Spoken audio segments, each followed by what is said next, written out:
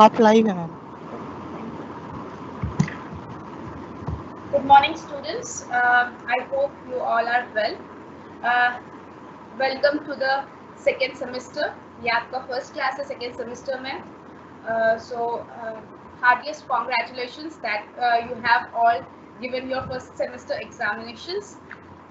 Last first semester में मैंने आपका business organization and management paper लिया था. इस semester में मैं आपका business laws लूँगी, which is a core paper, one of your core paper. And in this paper we have 5 units in our syllabus, starting with the Indian Contracts Act 1872, in which we will study about contracts, what are the essential valid contract, why it is necessary to know about what is contract, क्या void agreements होते हैं, how to discharge a contract. All these kind of things we will study in the unit 1.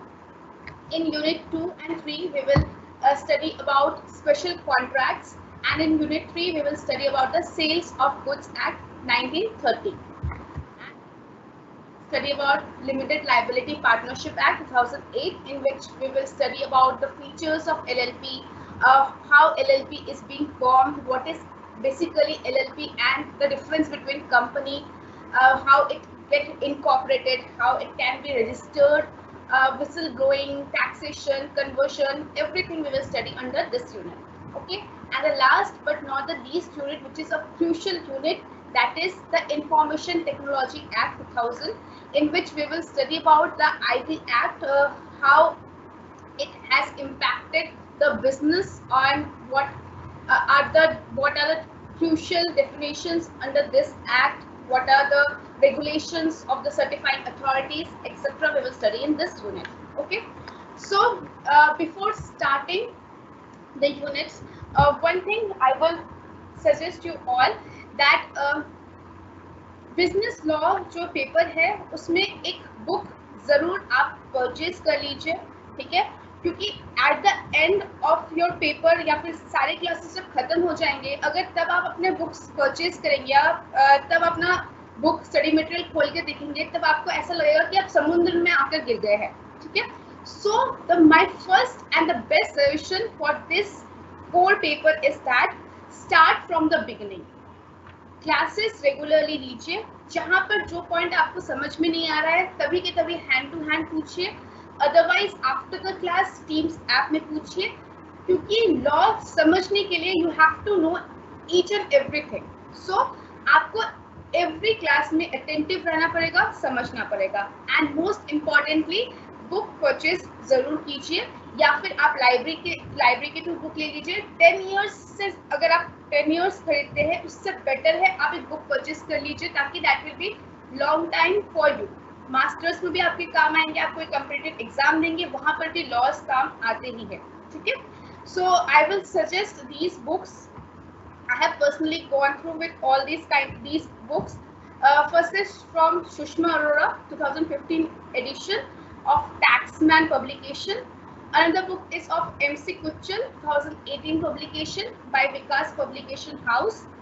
Another book is by JP Sharma and Sunana Kanojia, that is published by the Bharat Law House Private Limited. Another book is by PC Tulsian. The name of the book is Business Law, and the publication is by Tata McGraw Hill. These are all the books which are very good in terms of the content, in terms of examples, in terms of case studies. Personally I prefer Sushma Arora, क्योंकि उसमें बहुत step by step with examples provide किया गया है, बहुत case studies है. तो if you want a depth knowledge about your subject, एक थॉरो नॉलेज चाहिए, तो you can go through with Sushma Arora. Apart from them content आपके स्टडी मटेरियल में भी है, which is provided by your school of open learning, which is available in your website, in your student dashboard. आप उससे भी आप कर सकते हैं, ठीक है. Before starting with this whole thing, you know, in the previous semester there are 2 rules in my class. First of all, अगर आपको notes चाहिए तो we can do 2 things. First of all मैं वॉलंटियर्स के थ्रू आपको WhatsApp groups आपके जो already form हुए हुए हैं उसमें मैं आपको मेरे eight the end of your units मैं उनको प्रोवाइड कर सकती हूँ। जैसे जैसे मेरे यूनिट्स कंप्लीट होते रहेंगे मैं पीपीटीज वॉलंटियर्स के थ्रू शेयर करके व्हाट्सएप के थ्रू वो आपको शेयर कर देंगे उनके ग्रुप्स में।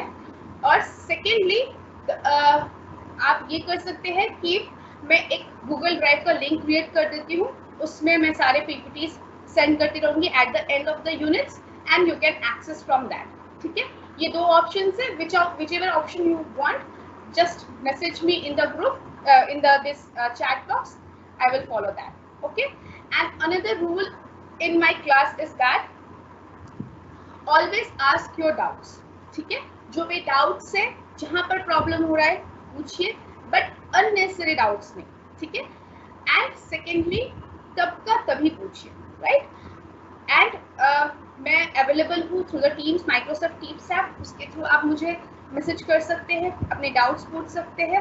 कोई भी कैरियर गाइडेंस चाहिए through your teams app you can contact me.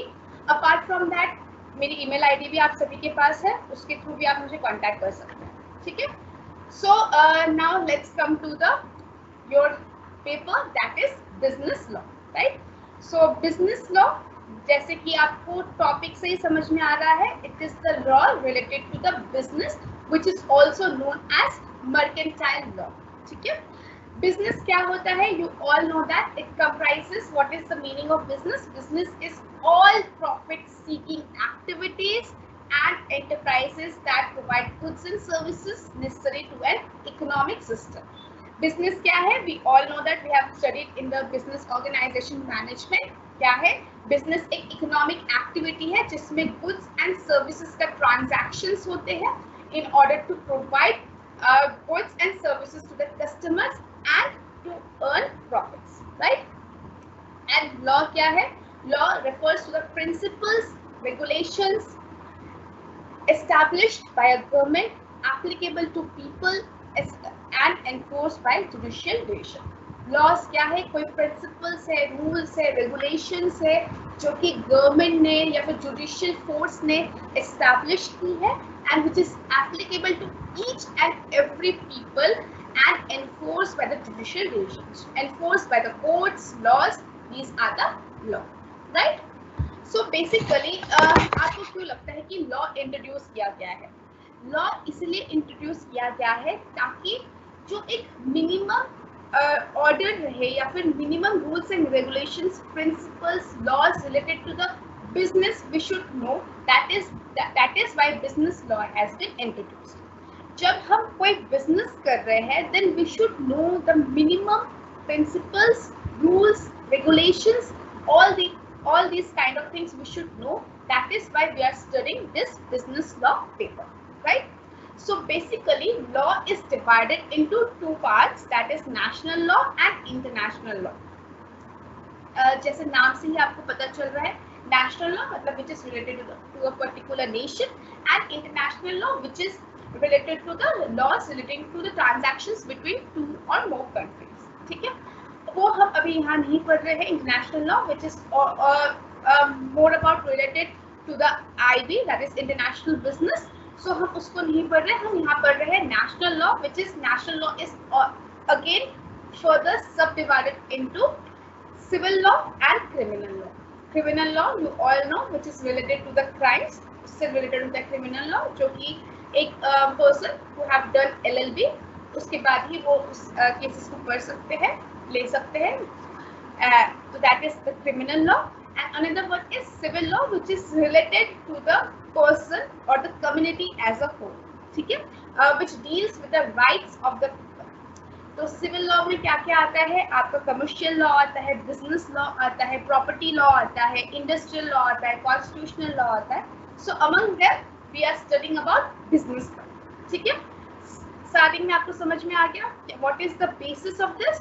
Okay, main principle of this law is that ignorantia juris non exercat. It is an Italian word which means कि आप at any point of time ये नहीं बोल सकते हैं कि मुझे तो ये रूल या रेगुलेशंस पता ही नहीं था, तो मैंने गलती कर दी तो मुझे माफ कर दिया जाए। नहीं, in the eyes of the law के अकॉर्डिंग ये है कि आपको पता होना चाहिए। अगर आपको नहीं पता है, आप if you are ignorant, then it is not our mistake as a law it is not our mistake. आपको पता होना ही चाहिए। तो इसीलिए we should know about the laws relating to the business. ठीक है, that is why we have been introduced this business law in your curriculum. Okay, now let's unit, that is Indian Contracts Act 1872. 1872 में Indian contracts act लाया गया, establish किया गया on 1 सितंबर 1872। ठीक है, Indian contracts act क्या है? It is enacted mainly with a view to ensure reasonable fulfillment of expectations created by the promise of parties and also enforcement of obligations prescribed by an agreement between the parties. अभी आपको बहुत सारे terms समझ में नहीं आएंगे, धीरे धीरे आपको समझ में आएंगे। इनफैक्ट मैं ये भी बोल सकती हूँ कि after the end of this unit, अगर आप फिर से स्टार्टिंग से आप सारे पीपीटी पीडीएफ्स पढ़ेंगे तो आपको समझ में और अच्छी तरह आएगा। अभी आपको शायद 10% समझ में आए, उसमें कोई गलत बात नहीं है। धीरे धीरे आहिस्ता आहिस्ता समझ में आएगा।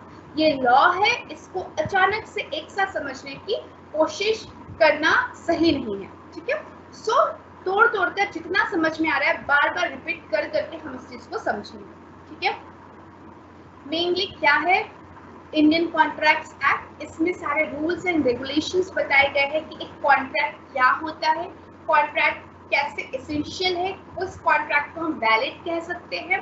इन सबको लिखा गया है, बताया गया है in Indian contracts act 1872। It is enacted mainly with a view to ensure reasonable fulfillment of expectations. जो reasonable fulfillment है उसको fulfill करना है, जो expectations है उसको reasonably fulfill करना है। कैसे? कौन से promise को fulfill करना है? जो दो parties या two or more parties have come into a contract, उनके जो obligations है, उनके जो duties है, उनके जो प्रोमिसेस है, अगर किसी ने ब्रीच किया है, ब्रीच मतलब किसी ने तोड़ा है, किसी ने उस प्रॉमिस को माना नहीं है, उस कॉन्ट्रैक्ट को माना नहीं है, तो किसको क्या रेमेडियल मिलेगा, किसको क्या कंपनसेशन मिलेगा, that these all things have come into, these all have been written in that Indian contracts act 1872।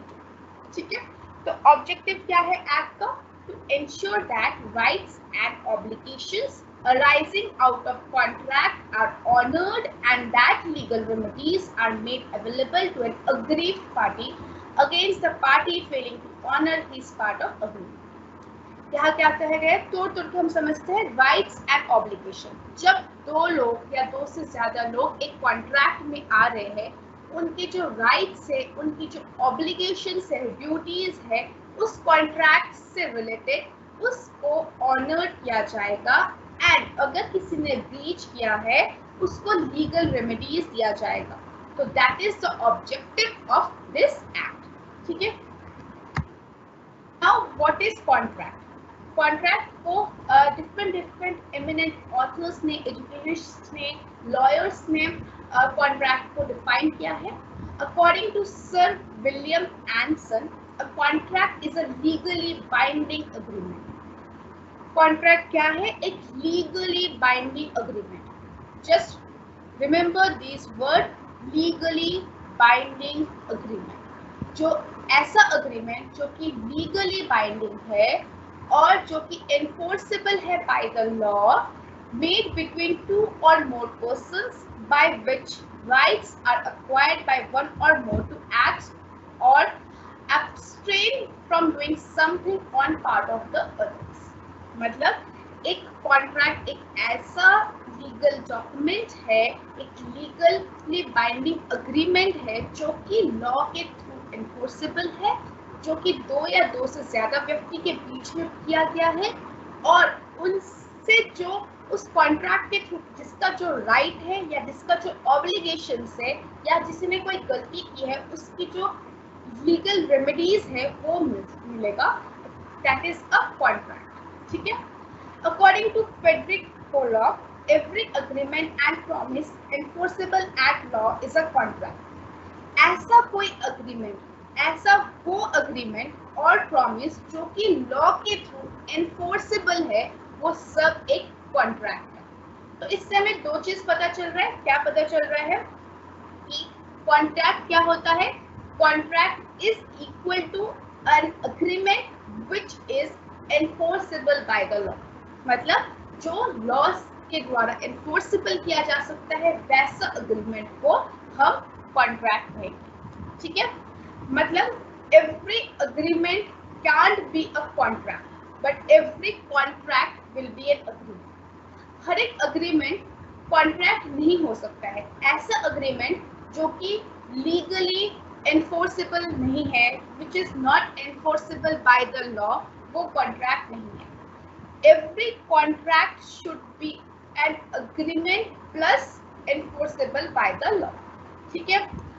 क्या समझ में आ रहा है? We can easily say that contract is equal to agreement plus enforceable by law, that is legal obligation। This kind of mini statements, many things you have to remember। ठीक है। अब आते हैं इंडियन कॉन्ट्रैक्ट एक्ट 1872 के according under the section 2 of subsection H contract को क्या define किया गया है। कॉन्ट्रैक्ट एक ऐसा अग्रीमेंट है which is enforceable by the law. So आपको एग्जाम पॉइंट ऑफ व्यू से ये डेफिनेशन एकदम याद होना चाहिए। ठीक है। तो क्या हुआ, according to section 2 of subsection h of Indian Contracts Act 1872, what is a contract? Contract is an agreement which is enforceable by the law। ठीक है। That is contract is equal to agreement plus enforceable by the law। Okay। Now अब आगे हम इतने सब कुछ agreement agreement agreement। अब ये agreement होता क्या है? ठीक है। Agreement is every promise and every set of promises forming the consideration for each other is an agreement। According to Indian Contract Act 1872 section 2 of subsection E, agreement को कैसे define किया गया है। agreement क्या है? वो एक ऐसा promise या फिर ऐसा set of promise जो कि consideration form कर रहा है is an agreement। ठीक है। बेसिकली हम अग्रीमेंट को हम कैसे डिफाइन कर सकते हैं। Agreement is equal to any offer which is also can be called as proposal plus acceptance of offer, that is the proposal is a agreement. Simply हम समझेंगे क्या है अग्रीमेंट। कोई किसी को ऑफर दे रहा है, ठीक है, कोई प्रपोजल दे रहा है और उस प्रपोजल को एक्सेप्ट भी कर रहे हैं सामने वाली पार्टी। ठीक है। फॉर एग्जाम्पल मैं एक्स हूँ, मैंने ऑफर दिया कि I want to sell my car for ₹5 lakh। ठीक है। and you have accept that offer, then that is an agreement। ठीक है। अब ये कॉन्ट्रैक्ट कब बनेगा? जब this is enforceable by the law, then it will become a contract। Simple। Okay। Now let's move to the next part, that is characteristics of valid contract। Okay? Before moving to this part, let me take your doubts if you have any।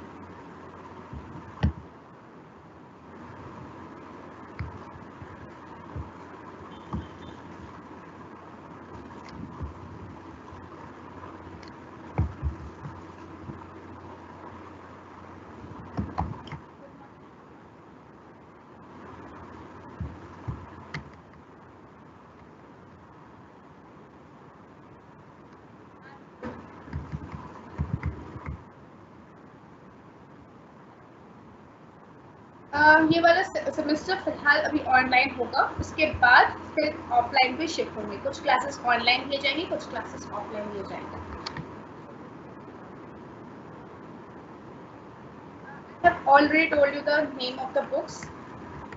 I will not suggest you to purchase 10 years क्योंकि अगर 10 years आप खरीद रहे हैं for 100 120 और वो at the end of the exam that is not worth of value, इससे better अगर आप another 100 rupees you are investing. Okay, when you are purchasing a books it is termed as an investing. So when you are investing another 100 rupees, तो आपके पास एक अच्छा book आ जा रहा है and that is for your life long.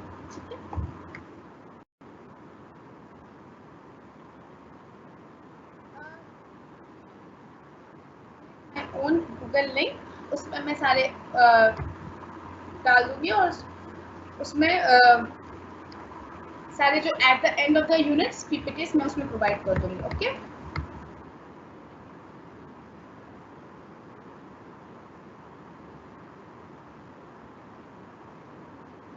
my name is Simona. You can see in the dashboard also.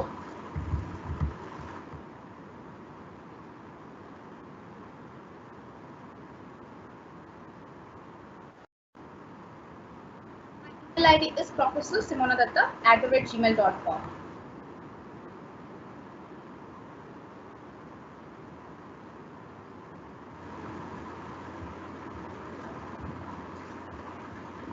Whichever class you want to join, you can join either my class or Aditi ma'am's class. आप इनमें से कोई भी class at your wish. Result will be come soon. Papers already checked for. Yes, Priyanka. Ignorance of law is no excuse. Right.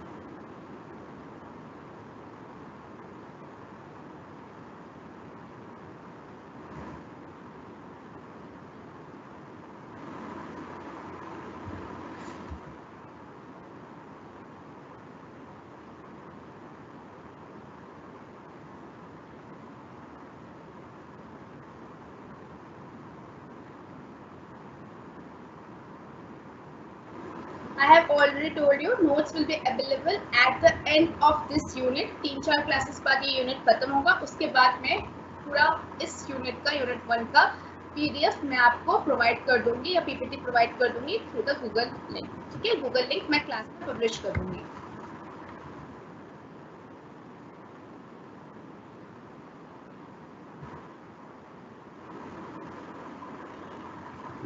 Yes, while answering something, it is very important to mention sections and subsections, especially जब आप Indian contracts act 1872 के बारे में बता रहे हैं, कोई definition दे रहे हैं अबाउट अग्रीमेंट या फिर कॉन्ट्रैक्ट, क्वासी कॉन्ट्रैक्ट, आगे हम पढ़ेंगे.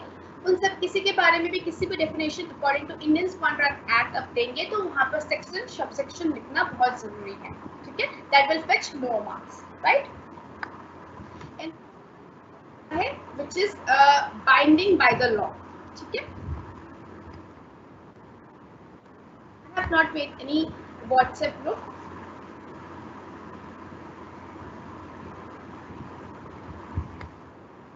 Your wish, Disha, attend the class which is beneficial for you. Void agreement, I will come later on.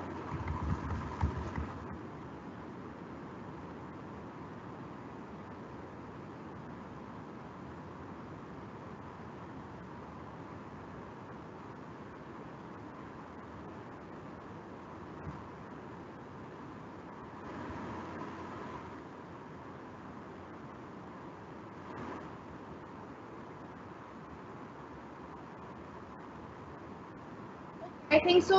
There is no doubt.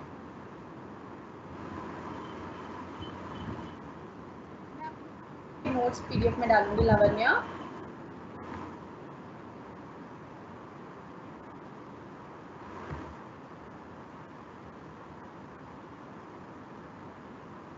Yes, I know Aditya. It's very tough to study in the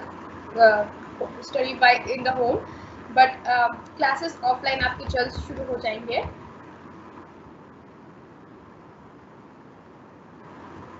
agreement is where जहां पर आपने कोई offer दिया है और उस offer को accept भी किया गया है, that is an agreement.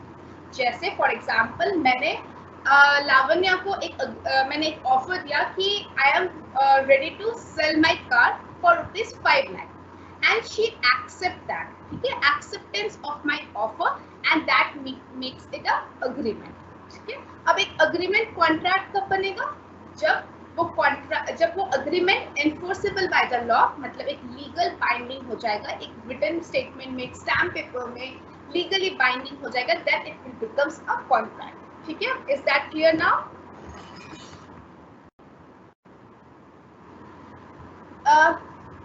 Can we say contract is an evidence of owning any property? Contract is a legal document. अब आप वो लीगल डॉक्यूमेंट किस चीज का है, that depends on that contract, ठीक है।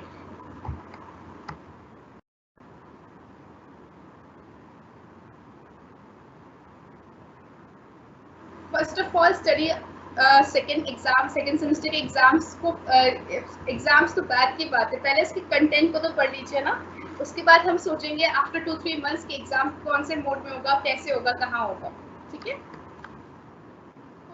Today's lecture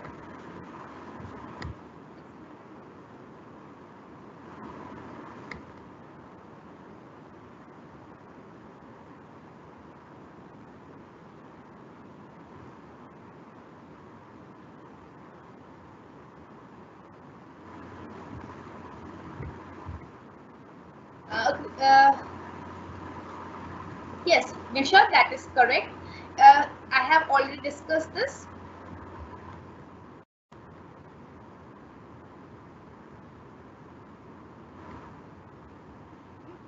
Write any definition of contract in your exam, ठीक है। बेसिकली जब आप इंडियन कॉन्ट्रैक्ट्स एक्ट के डेफिनेशन को आप डिफाइन करते हैं, आप उसको याद करके लिखते हैं, that will fetch more marks, ठीक है। I think so that's all for all the doubts. आगे का हम पढ़ते हैं, उसके बाद रिमेनिंग डाउट्स मैं लेती हूँ।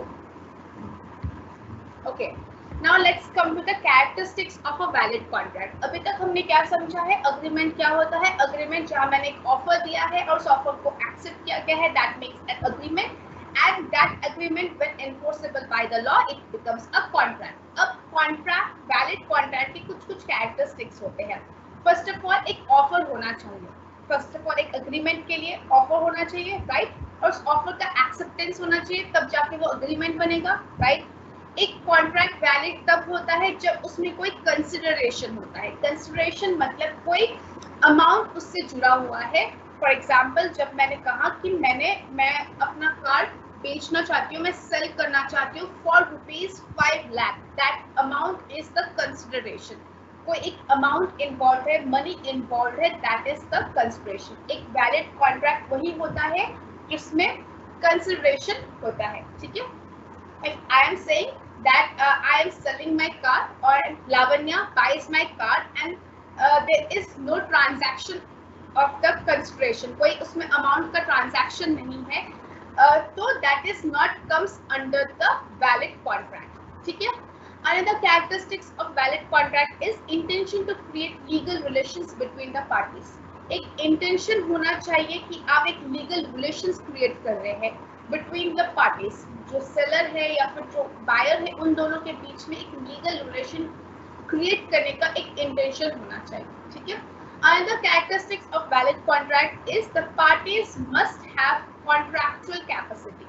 मतलब एक वो इंसेन नहीं होने चाहिए, वो माइनॉरिटी नहीं होने चाहिए, वो पागल घोषित नहीं किए जा सकते हैं, ऐसे पार्टीज होने चाहिए। दोनों जो एक कॉन्ट्रैक्ट में जो 2 and more पार्टीज इन्वॉल्व होते हैं, उनके they must have that contractual capacity, ठीक है। The contract must not be unlawful और contrary to the public policy. वो जो कॉन्ट्रैक्ट है वो अनलॉफुल नहीं होना चाहिए, जो कि पब्लिक पॉलिसी की कॉन्ट्रारी में है।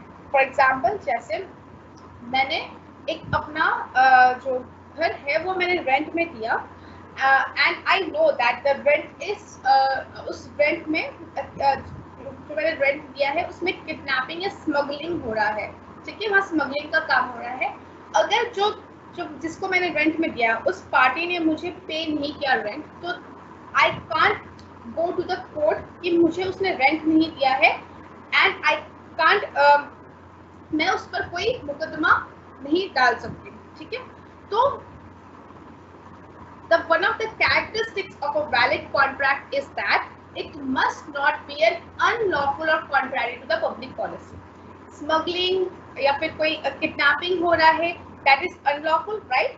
So ऐसे किसी कॉन्ट्रैक्ट में नहीं आना है which is contrary to the public policy and which is unlawful. Is that clear? इस चीज को हम और अच्छे से पढ़ेंगे when we will study essentials of a valid contract in the next class, ठीक है। अब आते हैं another characteristics of valid contract, that is the contract must be in the form required by the law. जो contract है वो जो law के रूल्स एंड रेगुलेशन से पॉलिसी से उसके अकॉर्डिंग होना चाहिए, ठीक है। So these are the characteristics of the valid contract. Next types of contract which is important in terms of your exams, ठीक है। बेसिकली जो कॉन्ट्रैक्ट है उसको 3 बेसिस पे डिवाइड किया गया है, on the basis of mode of formation, another is on the basis of performance and another is on the basis of validity or enforceability. एक कॉन्ट्रैक्ट कैसे फॉर्म होता है उसके बेसिस पर 4 टाइप्स में उसको डिवाइड किया गया है, that is express contract, implied contract, quasi contract and E contract. Similarly performance के बेसिस पर 5 सब कैटेगरीज में डिवाइड किया गया है। First is executed contract, next is executory contract, the third one is partly executed and partly executory, fourth is unilateral contract, fifth is bilateral contract. Another basis of dividing the contracts are on the basis of validity or enforceability. These are again subdivided into 5 types, that is valid contract, void contract, voidable contract, illegal agreement, enforceable contract. मैंने अभी तक void agreement इसलिए नहीं पढ़ाया क्योंकि यहाँ पर void contract में मैं void agreement पढ़ाऊँ, ठीक है। So on the basis of that I have left that, okay. Now let's come to the basis, that is first basis which is on the basis of mode of formation. The basis of mode of formation में first आता है हमारा क्या, implied contract, एक ऐसा contract जो कि हम infer कर रहे हैं by the conduct of the person or by the circumstances of the case. मतलब for example, first हम example के थ्रू समझते हैं। मैंने एक टैक्सी को रुकवाया, ठीक है, हाथ वेव करके, और मैं टैक्सी के सीट में बैठ गई, ठीक है, और मैंने कहा कि मुझे लाजपत नगर जाना है। तो it is implied कि जब वो मुझे लाजपत नगर में उतार देगा मैं उसको पे करूँगी, ठीक है, उसका जो भी टैक्सी का रेंट है मैं पे करूँगी, राइट। उसने टैक्सी रुकवाया, that is he accept my offer and I have shook my hand or wave my hand and take the seat, that is my implied offer. So implied offer, implied acceptance, that becomes an agreement or an implied contract, ठीक है।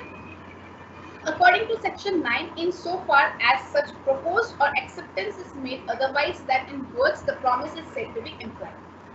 अगर मैंने words के through नहीं, मैंने कोई अपने conduct के थ्रू या सर्कमस्टेंसेस के थ्रू मैंने अगर हामी भरी है तो that makes a implied contract. Another example is that मैंने कहा कि I am selling my car for 5 lakh rupees and you say you shook your head, okay I will purchase, right. Okay, मैंने पूछा कि will you purchase and you shook your head, yes. तो obviously हाँ sir, shook करना मतलब you are ready to buy that, ठीक है, then you have accept that and I have मैंने कैसे उसको समझा, थ्रू योर कंडक्ट, ठीक है, थ्रू योर इम्प्लाइड एक्सेप्टेंस, उसके थ्रू मैंने आपके इस जेस्चर को समझा, ठीक है।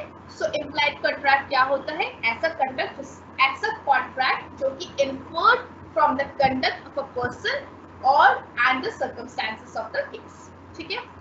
Next is express contracts. Express contracts very easy. The word is already explaining everything. Express contracts वो contracts होते हैं जो कि words spoken और written के through बताया जाता है, ठीक है, जो कि सारे examples में होता है। मैंने बोला कि मुझे अपनी कार sell करना है for rupees 5 lakh and you said yes, then it is an express contract because I have expressed my offer as well as you have expressed your acceptance. Okay. Quasi contracts or constructive contracts. Quasi contracts are in the syllabus, so it is very important to know about what is quasi contracts. यहाँ हम brief में पढ़ेंगे. In the subsequent classes we will learn more about the quasi contracts. ठीक है. Quasi contracts को constructive contract भी कहा जाता है. Basically quasi contract एक ऐसा type of contract होता है जहाँ पर जो राइट्स एंड ऑब्लिगेशंस है वो कोई म्यूचुअल अग्रीमेंट के थ्रू नहीं होता है, लेकिन लॉ के ऑपरेशंस के थ्रू वो कॉन्ट्रैक्ट क्रिएट हो जाता है. ठीक है. Here there is no intention on the part of either party to make a contract, but the law imposes a contract upon the parties. ये चीज समझने की ये समझना बहुत जरूरी है कि क्वासी कॉन्ट्रैक्ट एक ऐसा कॉन्ट्रैक्ट होता है जहां पर कोई इंटेंशन नहीं होता है दोनों पार्टीज का उस कॉन्ट्रैक्ट में आने का, वो कॉन्ट्रैक्ट बनाने का, लेकिन ड्यू टू सम सर्कमस्टेंसेस या फिर लॉ ने कुछ ऐसा इम्पोज किया है सो दैट वो एक कॉन्ट्रैक्ट में क्रिएट हो जाए. सबसे बेस्ट एग्जांपल यही होता है कि wrong delivery of your goods. ठीक है. जैसे X delivers a birthday gift to wrong addressee Y. Y is under an obligation either to pay for it or return to X. So this makes a quasi contract. यहाँ पर X and Y के बीच में कोई mutual agreement नहीं था, right. कोई उन्होंने written form में, ओरल फॉर्म में कोई अग्रीमेंट नहीं बनाया कि मुझे आपको रिटर्न करना है या फिर पे करना है, कुछ ऐसा नहीं था. लेकिन ये लॉ ने by the operation of law ये कुछ रूल्स एंड रेगुलेशंस दिए गए हैं कि अगर कोई एड्रेस में गलत सामान पहुंच जाता है, ठीक है, तो जहां पर पहुंचा है that person is under obligation. It is his और हर ड्यूटी टू ईदर पे दैट अमाउंट. ठीक है. वो जो गुड्स का अमाउंट है वो पे करे या फिर वो रिटर्न कर दे टू एक्स. ठीक है. So this makes a quasi or constructive contract. Is that clear? Now let's move to the next part, that is e-contract. E-contract क्या होता है? जैसे नाम से ही आपको समझ में आ रहा है, e-contract क्या है? एक ऐसा contract which is made through the digital or electronic mode such as email. अगर email के थ्रू मैंने फॉर एग्जाम्पल मैंने अमित को मैंने एक ईमेल लिखा कि I want to sell my car for ₹5 lakh and through email आपने ही एक्सेप्ट किया ऑफर को, मेरे ऑफर को, and you said yes I am willing to purchase your car at ₹5 lakh and that makes a contract. ठीक है. उसको लीगली बाइंडिंग करेंगे तो एक कॉन्ट्रैक्ट में बन जाएगा. That is a E contract. This E contract कैसा होना चाहिए, क्या रूल्स एंड रेगुलेशंस है, डिजिटल सिग्नेचर क्या होते हैं, कौन कौन कंप्यूटेंट अथॉरिटीज है जो कि ई कॉन्ट्रैक्ट कर सकते हैं, these all things we will study in our unit 5, that is on international not in IT Act 1000. ठीक है. उसमें हम पढ़ेंगे ई कॉन्ट्रैक्ट के और अच्छे से. ठीक है. so these are on the basis of permission. ठीक है. till now कोई डाउट्स है तो let me see. Just put down in the chat box.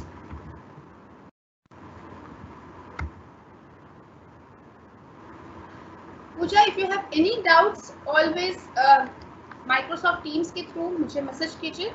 मैं हैंड टू हैंड कभी रिप्लाई कर देती हूँ. ठीक है. Okay, I am again explaining Frederick Polar contract definition.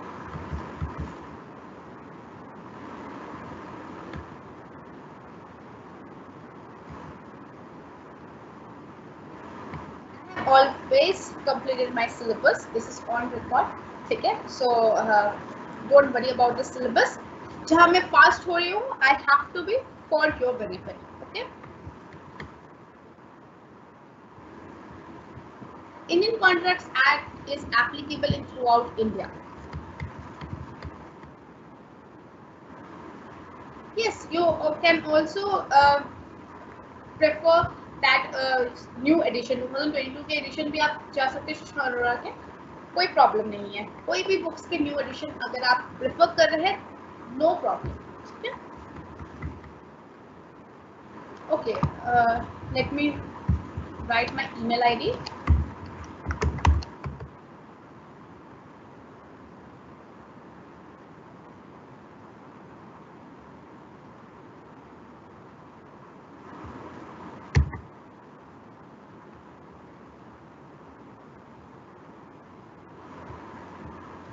This is my email ID. Through this आप इसमें भी मुझे अपने डाउट्स पूछ सकते हैं.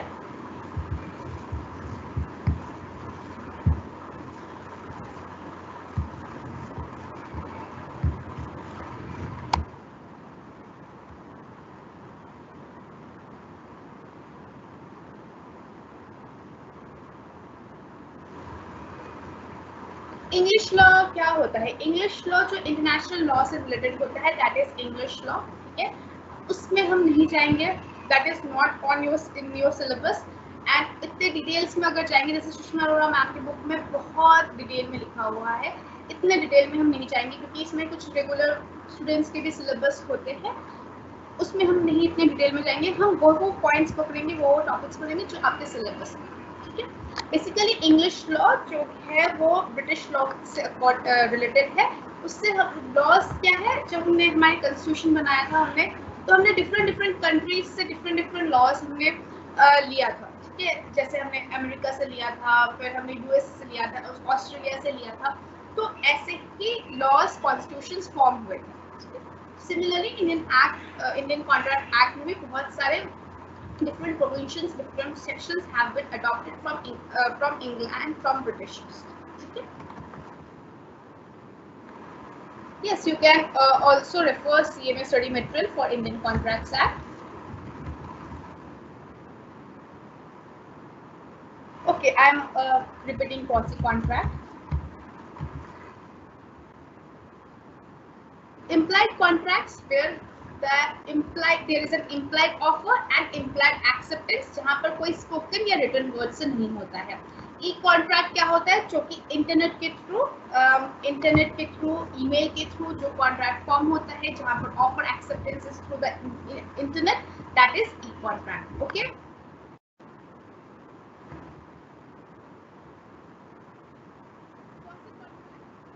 डिटेल में पढ़ेंगे इन द सब्सिक्वेंट क्लासेस, क्योंकि वो एक मेन टॉपिक है. फिलहाल आपको ये समझना है क्वासी कॉन्ट्रैक्ट जो है, जो दो पार्टीज है वो म्यूचुअली कोई अग्रीमेंट नहीं करते हैं to come into that contract, लेकिन due to some rules and regulations of the law वो एक कॉन्ट्रैक्ट में इन्फोर्सेबल होता है. इसका बेस्ट एग्जांपल ये है कि अगर आपके घर में कोई गलत पार्सल आ जाता है तो it is your obligation, it is your duty to return that parcel to that जो उसके हकदार है उनको वो पार्सल रिटर्न करना. या फिर अगर आप उस पार्सल को खोलकर आप यूज कर रहे हैं, then it is your obligation to pay for that parcel. ठीक है, so that is the best example of quasi contract. In detail हम आगे सब्सिक्वेंट क्लासेस में पढ़ेंगे कि क्वासी कॉन्ट्रैक्ट्स क्या फीचर्स होते हैं, क्यों ऐसा कॉन्ट्रैक्ट आया, क्या क्या और एग्जांपल्स हो सकते हैं. We will discuss in the subsequent classes. Okay,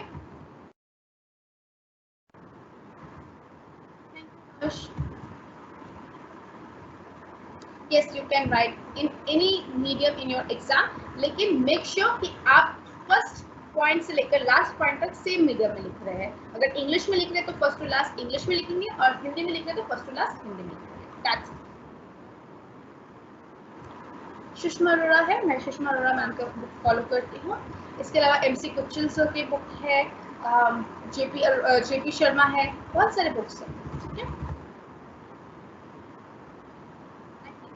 that is clear now.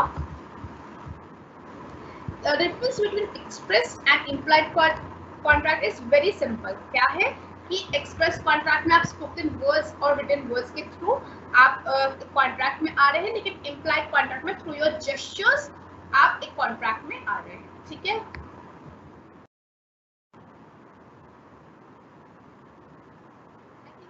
It's now clear.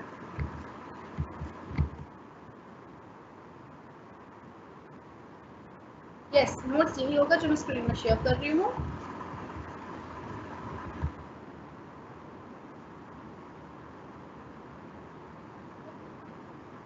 Clear now. Let's move further.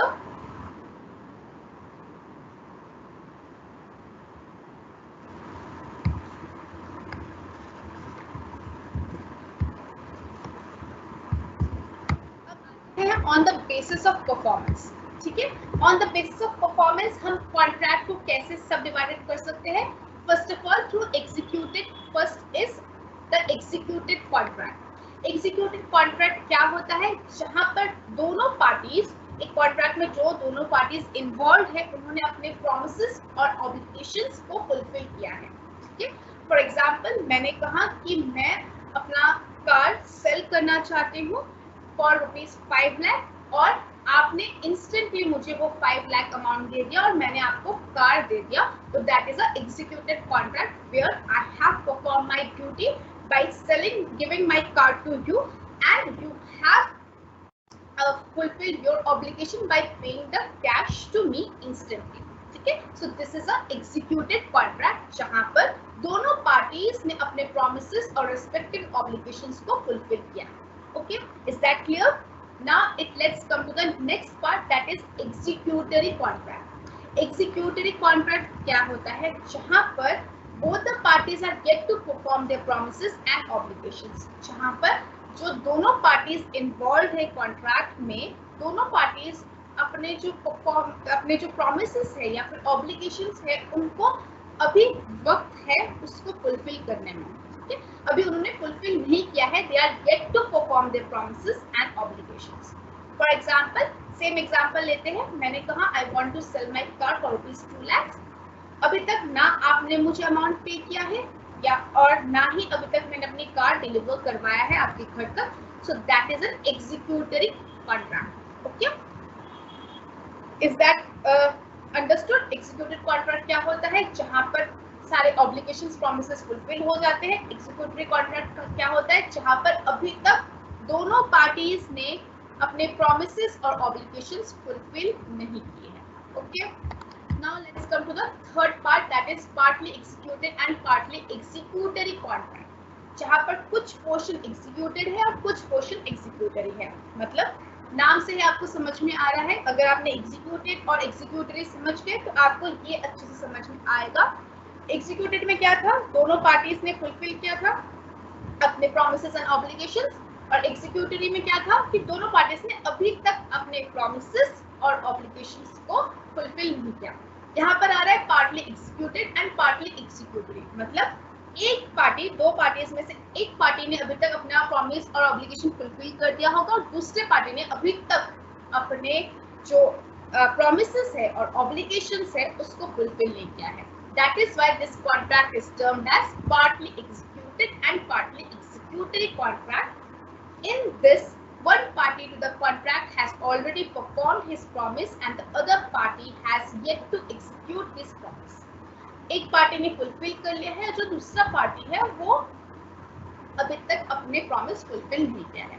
For example, मैंने कहा कि मैं अपना कार आपको सेल कर रही हूँ फॉर ₹5 लाख और मैंने आपने हामी भरी, आपने एक्सेप्ट किया मेरे ऑफर को and we come into a contract, but मैंने अपना जो कार है वो आपको मैंने डिलीवर कर दिया, लेकिन अभी तक आपने मुझे कैश नहीं दिया है या फिर जो कंसिडरेशन है, जो अमाउंट है, you have not paid to me, तो that makes it a partly executed and partly executory contract. Okay, now next let's move to the next part, that is unilateral contract. नाम से आपको समझ में आ रहा है, that is uni, that is one sided contract. इसको one sided contract कहा जाता है, जहां पर where only one party has to perform his promise. यहाँ पर only one party has to perform his promise. For example, A promises to pay ₹10,000 to anyone who finds his lost mobile. B finds and returns it to Anuj. From the time B found the mobile, the contract came into existence. Now A has to perform his promise. That is the payment of ₹1,000 to B. Is that understandable?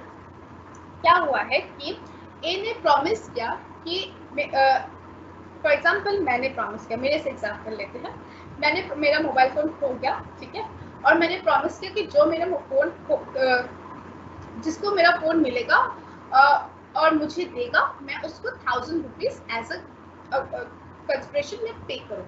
ठीक है, तो for example आपको वो mobile मिला, ठीक है, जब से ही आपको वो मोबाइल मिला, you come into a contract with me, ठीक है, that contract came into existence and now I have to perform my promise कि मुझे आपको 1000 rupees पे करना है. Okay, so this is a unilateral contract where it is a one-sided contract. आपने कोई promise या कोई offer नहीं दिया है या फिर कोई obligations आपके part में नहीं है. आपको मेरा phone मिला and now it's my obligation, it's my promise, it's my duty to perform my promise, that is the payment of 1000 to. Okay, this makes it a unilateral contract, that is one-sided contract. Okay. Bilateral contract. Bilateral matlab two, that is two-sided contract. Here, a bilateral contract is one where the obligation or promise is outstanding on the part of both the parties. जो obligation और promise है दोनों outstanding है on the part of both the parties. ठीक है? A promises to sell his car to B for certain price and agrees to deliver the car on the receipt of the payment by the end of the week. The contract is bilateral as both the parties have exchanged a promise to perform within a stipulated time. यहाँ पर एक बस promise है, offer का acceptance है और promise किया क्या है, मैंने offer किया, उसको accept किया गया, लेकिन किस time पर कोई stipulated time नहीं बताया गया है, कब वो perform होगा, कहाँ वो perform होगा, कब मैं आपको deliver करूँगी कार, कब आप मुझे अमाउंट दोगे, वो कुछ भी प्रॉमिस अभी तक हुआ नहीं है, that is outstanding. So this makes it a bilateral contract. Okay, clear? Executive contract कौन सा होता है, एग्जीक्यूटरी कॉन्ट्रैक्ट कौन सा होता है. Executory and bilateral contracts are almost similar, ठीक है, but on the basis of performance we have to differentiate on these categories. Executory जहाँ पर अभी तक दोनों parties ने perform नहीं किया अपने promises and obligations में, और bilateral में भी similarity वही है, अभी तक दोनों ने अपने promises and obligations को fulfill नहीं किया है, outstanding है. लेकिन bilateral contract क्या होता है, जहाँ two-sided contract होता है, ठीक है. So this is the slightest difference. Okay. Let's take a doubt. Let's text your doubt if you have any. Then we will wrap up today's class.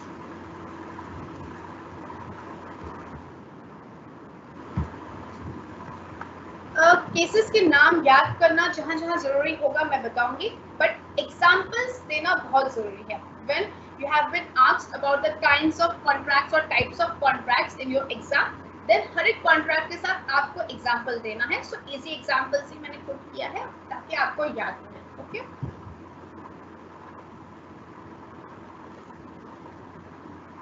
Okay, I will cover nature of contract to.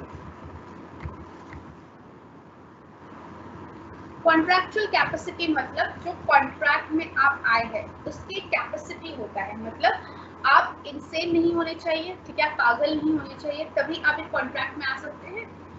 In the next class मैं आपको बताऊंगी what are the valid essentials of valid contracts. उसमें आपको पता चलेगा contractual capacity actual में क्या होता है. कॉन्ट्रैक्ट में जो आते हैं वो एक माइनॉरिटी नहीं होना चाहिए, ठीक है, एंड सेकेंडली वो इंसेन नहीं होने चाहिए, पागल नहीं होने चाहिए. तो that is the contractual capacity. Okay, Somesh, is that clear? Consideration is an amount. ठीक है, सिंपल टर्म्स में आप कोई पैसा या कोई मनी इन्वॉल्व हो रहा है, कोई अमाउंट इन्वॉल्व हो रहा है, that is a consideration.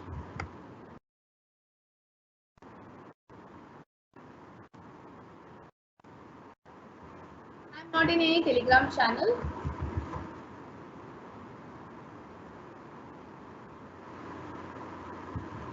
Yes Nitish.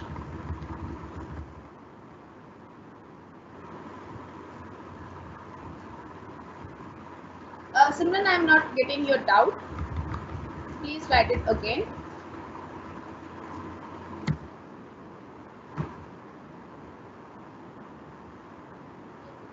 The PDF will be available.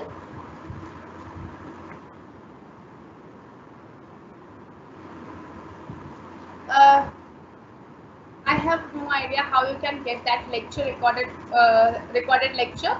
You have to talk to the admin department for that.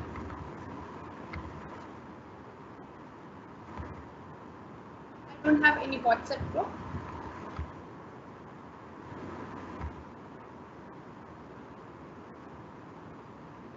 Yes, you can ask your doubts through email also.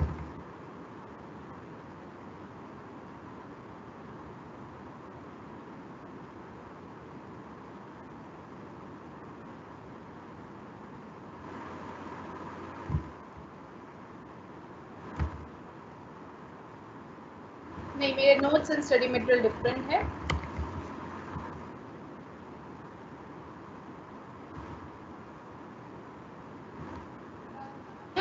I have already explained quasi contract several times.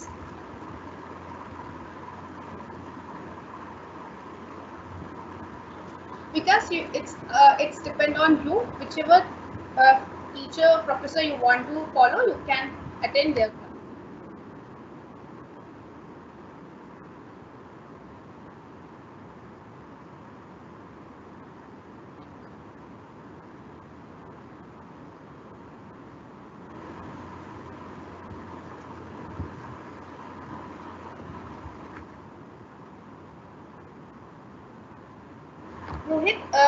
Rohit doubt is that unilateral contract को agreement भी तो कह सकते हैं, क्योंकि उसने सिर्फ कहा है और ये इन्फोर्सेबल बाय लॉ थोड़ी था. ये जो इम्प्लाइड कॉन्ट्रैक्ट और एक्सप्लाइड कॉन्ट्रैक्ट एक प्री अजम्पशन लेकर चल रहे हैं कि that is enforceable by law. अगर कॉन्ट्रैक्ट कह रहे हैं हम, तो that is pre assume that is enforceable by the law. ठीक है. Otherwise, we will say that implied agreement or implied agreement or explicit agreement, right? हम उसको contract इसलिए बोल रहे हैं क्योंकि that is assume that it is enforceable by the law.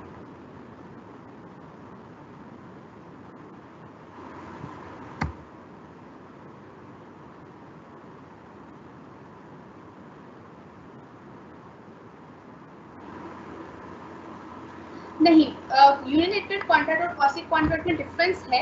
You have to understand that quasi contract में मुझे पता है आपको फर्स्ट क्लास से थोड़ा डिफिकल्टी होगा.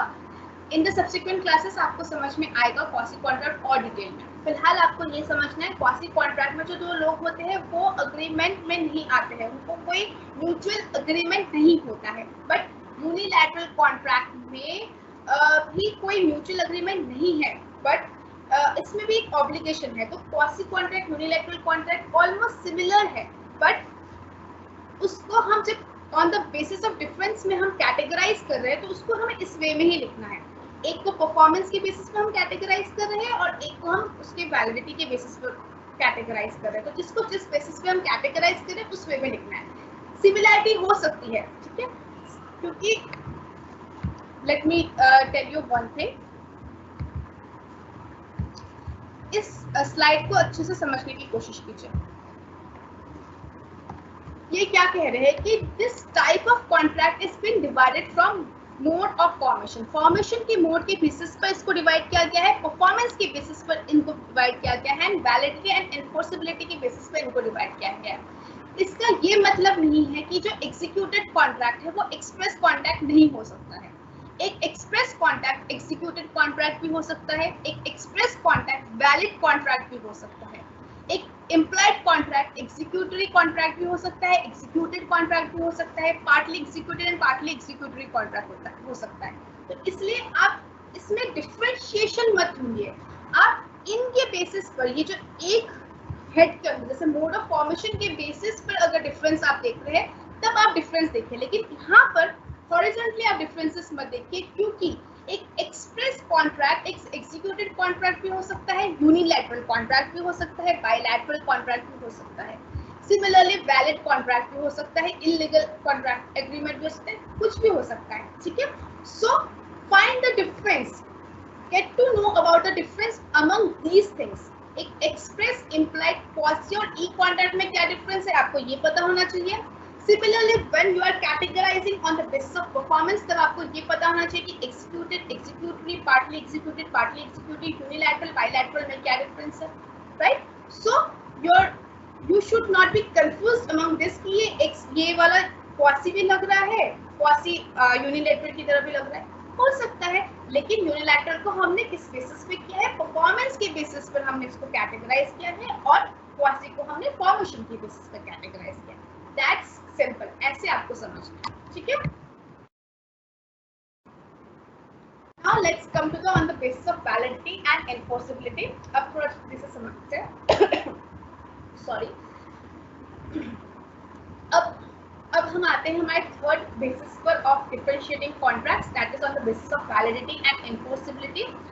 On the basis of that valid contract होता है. वैलिड कॉन्ट्रैक्ट एक ऐसा कॉन्ट्रैक्ट है जो कि सारे जो एसेंशियल एलिमेंट्स है as per the section 10 of ICA act, that is Indian contracts act, उसके अकॉर्डिंग जो भी एसेंशियल एलिमेंट्स है of a valid contract, that is it should have a offer, it should have an acceptance, it should be legally binding, it should be a lawful contract, there should be a consideration among that two or more parties के बीच में होना चाहिए.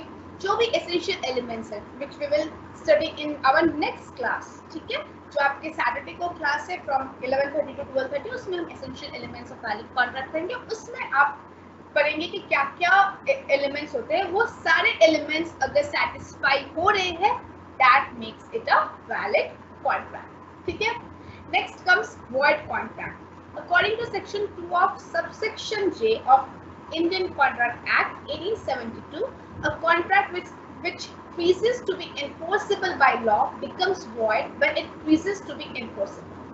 मतलब a void contract एक ऐसा contract है जब वो enter किया तब वो valid था, लेकिन कुछ subsequent परफॉर्मेंस की वजह से, कुछ सर्कमस्टेंसेस की वजह से वो जो कॉन्ट्रैक्ट हो गया वो impossibility due to impossibility of performance becomes void. ठीक है, तो that makes it a void contract. मतलब एक ऐसा कॉन्ट्रैक्ट जब वो कॉन्ट्रैक्ट आया था, जब वो कॉन्ट्रैक्ट इम्पॉसिबल हुआ था, तब वो एक वैलिड कॉन्ट्रैक्ट था, लेकिन subsequently due to the impossibility of performance वो एक वॉइड कॉन्ट्रैक्ट बन गया. फॉर एग्जाम्पल, मैंने एक बुक लिखने के लिए अग्री किया, ठीक है, एक पब्लिशर के साथ मैं कॉन्ट्रैक्ट में कि I will write this book and in exchange you will provide me a royalty. लेकिन कुछ दिन बाद मेरे एक्सीडेंट हो गया and I died. Okay, so now when I come into the contract, तब वो वैलिड कॉन्ट्रैक्ट था, लेकिन अब हूँ ही नहीं उस दुनिया में, तो that is impossibility of my performance. ठीक है, वो परफॉर्म मैं कर ही नहीं सकता, that is impossible and that is the reason why that valid contract will converted into a void contract. ठीक है, is that clear? To the voidable contract.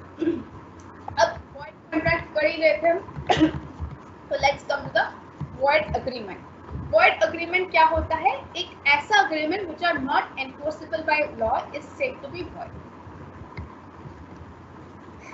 एक contract होने के लिए हमें क्या जरूरी है? एक अग्रीमेंट, और एक ऐसा अग्रीमेंट जो कि एनफोर्सेबल बाय द लॉ है.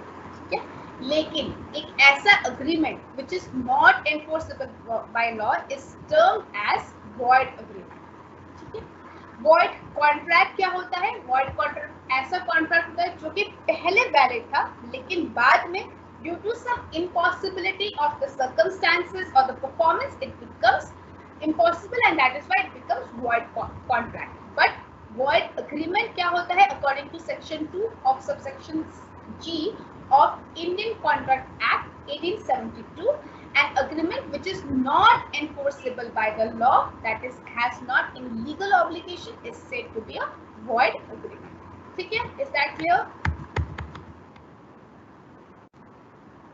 वैलिड कॉन्ट्रैक्ट क्या होता है, वॉइड कॉन्ट्रैक्ट क्या होता है. अब आते हैं वॉइडेबल कॉन्ट्रैक्ट. ठीक है, वॉइडेबल कॉन्ट्रैक्ट क्या है? According to section 2 of subsection I of Indian contract act 1872, it is defined the voidable contract is one which is enforceable by the law at the option of one or more parties but not at the option of other or others. ठीक है, अब इसको और अच्छे से समझते हैं. क्या है वॉइडेबल कॉन्ट्रैक्ट? एक वॉइडेबल कॉन्ट्रैक्ट वो है जहां पर जो कंसेंट है वो फ्री नहीं है. One of the essentials of a valid contract is जो आपका कंसेंट है वो फ्री होना चाहिए. मतलब आपने किसी के प्रभाव में, या फिर आपको किसी ने मिसगाइड किया, या फिर मिसरिप्रेजेंट किया, या फिर फ्रॉड के थ्रू आपने हामी नहीं भरी, आपका जो कंसेंट है वो फ्री है. मतलब आप अपने स्व इच्छा से आपने हामी भरी है to come into that contract. ठीक है, तो वॉइडेबल कॉन्ट्रैक्ट वो कॉन्ट्रैक्ट होता है जहां पर आपका जो कंसेंट है वो फ्री नहीं है। मतलब आपने जो हामी भरी है कि मैं इस कॉन्ट्रैक्ट में आ रही हूँ, वो कोई अनलॉफुल फोर्स जिसको कोरेशन कहते हैं, या फिर किसी फ्रॉड के थ्रू आप उस कॉन्ट्रैक्ट में आए, या फिर आप किसी के इन्फ्लुएंस के थ्रू उस कॉन्ट्रैक्ट में है, which is undue influence and और misrepresentation of that particular subject content, उसके थ्रू अगर आप किसी कॉन्ट्रैक्ट में आए, then it is termed as that is your consent is not free and that makes it a voidable contract. Okay, अगर आपको बाद में पता चल रहा है, ठीक है, एग्जांपल देते हैं, ठीक है, उसके बाद मैं आपको बताती हूँ। एग्जांपल है, फॉर एग्जांपल मेरे गन पॉइंट से मुझे थ्रेटन किया गया कि आप ये घर भेज दीजिए फॉर ₹5 लाख। 5 लाख रुपीज मतलब एक कंसिडरेशन है, लेकिन मेरे गन पॉइंट में उन्होंने मुझे थ्रेटन किया, दैट इज कोरेशन, अनलॉफुल फोर्स। उससे मुझे थ्रेटन किया कि मुझे ये घर बेचना पड़ेगा फॉर 5 लाख रुपीज। यहाँ पर मैंने अपना फ्लैट भी उनको दे दिया, उन्होंने मुझे 5 लाख रुपीज दे भी दिया, लेकिन this is a voidable contract क्योंकि उन्होंने मुझे फोर्स किया, अनलॉफुली फोर्स किया, एक फ्रॉड है, इसमें कोरेशन है, तो that is makes it a voidable contract. अब मेरे पास when I am come into a voidable contract, मेरे पास दो ऑप्शन होते हैं। इधर मैं हामी कर लूँ कि ठीक है मुझे जो 5 लाख रुपए मिल गया, ठीक है, I am happy with that, no problem in that, तो फिर वो एक नॉर्मल कॉन्ट्रैक्ट बन गया। बट मैं चाहूँ तो उसको कैंसिल भी कर सकती हूँ या अवॉइड भी कर सकती हूँ, ठीक है। So this makes a voidable contract. Void contract क्या होता है? जब हम स्टार्टिंग में वैलिड कॉन्ट्रैक्ट था, लेकिन बाद में परफॉर्मेंस नहीं हो पाया, impossibility of performance, that makes it a void contract. But voidable contract कहाँ क्या होता है? जहाँ पर आपका कंसेंट फ्री नहीं है, आपको इंड्यूस्ड किया गया है by unlawful force, fraud, undue influence, coercion, misrepresentation, that is a voidable contract, ठीक है। लीगल कॉन्ट्रैक्ट, इनलीगल कॉन्ट्रैक्ट वो कॉन्ट्रैक्ट्स होते हैं जो कि लॉ के बाय लॉ वो फॉरबिडन होते हैं, खारिज होते हैं, ठीक है, उनको एनफोर्स नहीं किया जा सकता है। फॉर एग्जांपल जो मैंने पहले दिया था कि मेरे घर पर मैंने रेंट दिया है फॉर द गैम्बलिंग पर्पस, या फिर कोई किडनैपिंग या स्मगलिंग पर्पस के लिए, या फिर कोई टेररिस्ट काम के लिए मैंने अपने घर को रेंट में दिया, और बाद में मैं कोर्ट के पास जा रही हूँ कि इन्होंने मेरा रेंट पे नहीं किया है, so that is not comes into a contract, that is an illegal contract, ठीक है। Next is unenforceable contract. Unenforceable contract एक ऐसा कॉन्ट्रैक्ट होता है which satisfy all the requirements of the contract but has technical defects such as not in writing, understand, etc, etc, ठीक है। मतलब implied भी नहीं है, written भी नहीं है, स्टैम्प पेपर में भी नहीं है, बहुत सारे डिटेल्स होते हैं कॉन्ट्रैक्ट्स को फॉर्म करने के लिए, वो सब पूरे कुछ टेक्निकल डिफेक्ट्स हैं, that is why it is an unenforceable contract, ठीक है। एक अनफोर्सेबल कॉन्ट्रैक्ट अगर ये टेक्निकल डिफेक्ट्स को हटा दिया जाता है तब वो एक एनफोर्सेबल कॉन्ट्रैक्ट में कन्वर्ट हो सकता है, okay. So that for today, let me take any doubts if you have any. Every unit is of 20 marks, हर एक यूनिट 20 मार्क्स का होता है, ठीक है। I'm covering unit 1. This is on Saturday from 11:30.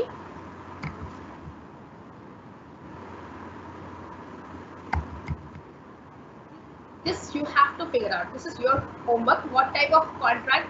In fact, it is homework of everyone. What type of contract is it when the party has promised to pay installments? अभी मैंने आपको इतने 13-14 contract types बता दिए, अब आपको बताना है कि कौन सा कॉन्ट्रैक्ट है वो। इसको मैं पब्लिश कर देती हूँ।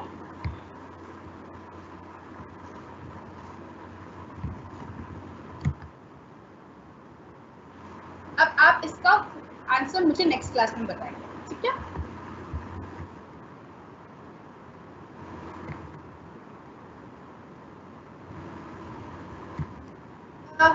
It's important to focus on section also, ठीक है, but points remember रखना तो important है ही, headings important रखना important है, लेकिन साथ में अगर आप subsections भी याद करें that is very good for you.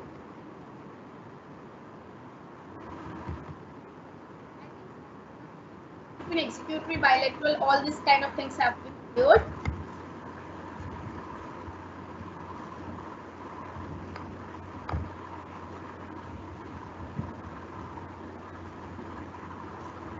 Yes, in executory contract, the promise and obligations are due.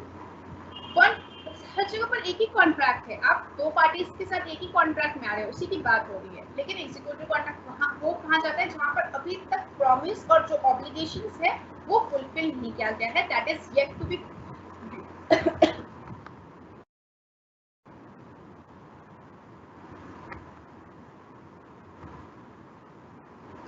जो मैंने पढ़ाया है मैं फिर से बता रही हूँ, eight the end of the complete unit, जब यूनिट 1 कंप्लीट हो जाएगा उसके बाद मैं नोट्स प्रोवाइड करूंगी आपको, ठीक है।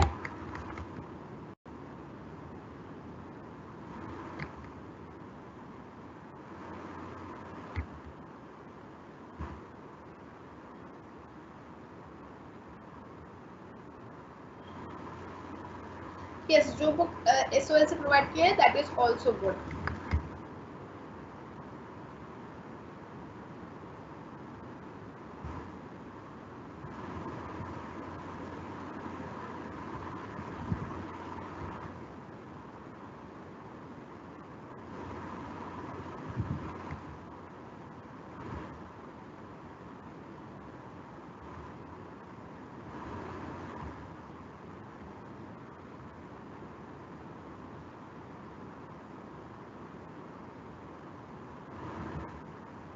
क्लासेस आपकी जल्दी शुरू होगी, ठीक है, don't worry about that, just concentrate on what I am teaching, ठीक है।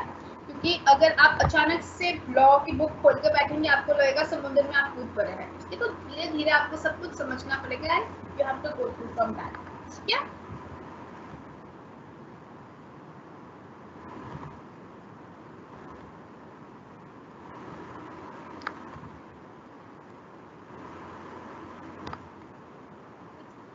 Also both sided, both parties are involved.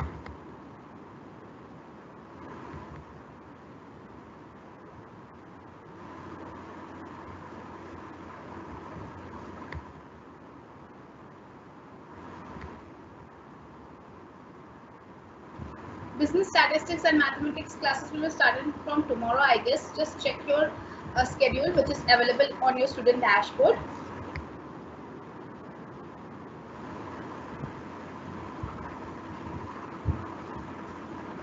Executory is also both sided, but the difference is in executory the promises and obligations are yet to be performed, okay.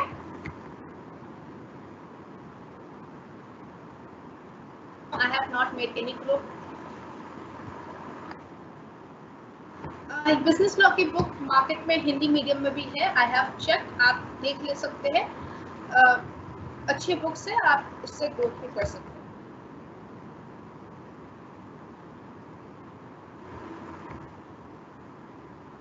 That's all for today. I think so. और example देंगे तो आपका answer बहुत अच्छा होता है, तो example अगर आपको समझ में आ रहा है ऑटोमेटिकली आपको टॉपिक्स याद रहेंगे, ठीक है। तो एग्जाम्पल एग्जाम में आप लिखेंगे तो बहुत अच्छा होगा।